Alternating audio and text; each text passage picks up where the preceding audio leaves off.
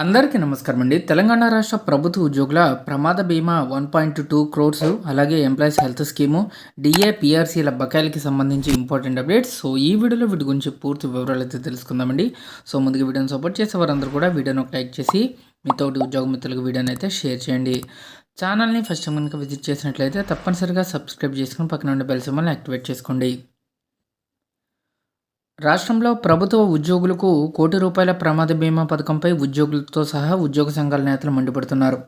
బతికేందుకు health కార్డులు ఇవ్వాలంటే మరణించాక అందే బీమా ఇస్తామంటారా అంటూ ప్రశ్నిస్తున్నారు. మా చావు కోరుకుంటున్నారా లేదా మేము చావాలనుకుంటున్నారా? హెల్త్ కార్డులు ఇవ్వకుండా బీమా ఇచ్చి మమ్మల్ని చంపాలనుకుంటున్నారా అంటూ నిలదీస్తున్నారు. మాలో ఎవరిని అడిగినా ప్రమాద బీమా ప్రకటించారని ఆక్రోశం వ్యక్తం చేస్తున్నారు.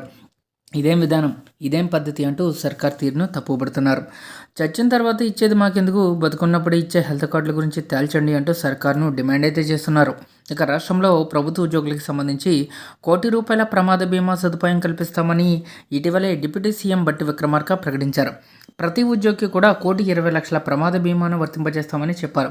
రాష్ట్రంలో రెగ్యులర్, కాంట్రాక్ట్, అవుట్సోర్సింగ్ విధానంలో 10 లక్షల మందికి పైగా ఉద్యోగులుండగా ఈ ప్రమాద బీమాను 5,14,000 మంది రెగ్యులర్ ఉద్యోగులకే వర్తిస్తుంది.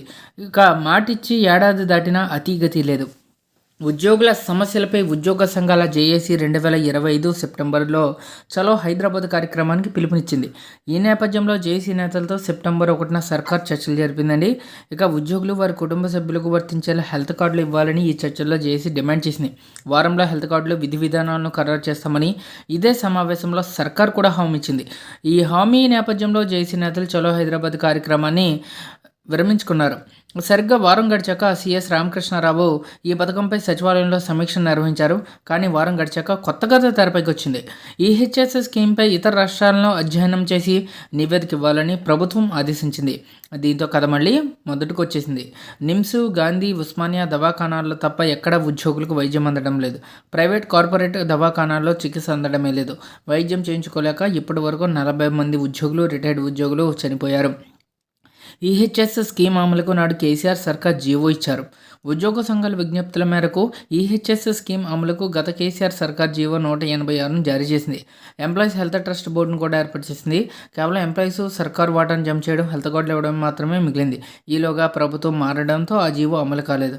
గత కేసీఆర్ సర్కార్ ఇచ్చిన జీవోను అమలు చేస్తామని, ఉద్యోగులకి హెల్త్ కార్డులు ఇస్తామని స్వయంగా డిప్యూటీ సీఎం బట్టి విక్రమార్క పలుమార్లు ప్రకటించారు. కానీ ఇంతవరకు హెల్త్ కార్డులు ఇవ్వనే లేదు. ఉద్యోగులు, పెన్షనర్లు కలిపితే 7,14,000 మంది ఉన్నారు. ఈ పథకం ఏటా 1,300 కోట్లు ఖర్చు అవుతుందని అంచనా. అంటే 700 కోట్లు ఉద్యోగులు సమకూర్చుండగా సర్కారు 700 కోట్లు సమకూర్చాల్సి ఉంది. ఈ మొత్తాన్ని భరించేందుకు సర్కారు ముందుకు రావడం లేదు. మేము ప్రమాద బీమా అడగలే, మేము హెల్త్ కార్డులు ఇవ్వాలని అడిగితే ప్రమాద బీమా ఇస్తామంటున్నారు. దాని గురించి మాకు తెలియదు, మాతో చర్చించడం లేదు. జనవరి 1న సీఎం రేవంత్ రెడ్డిని తాము కలిసినప్పుడు హెల్త్ కార్డులు ఇవ్వాలని జేఏసీ పక్షాన్ని కోరాం.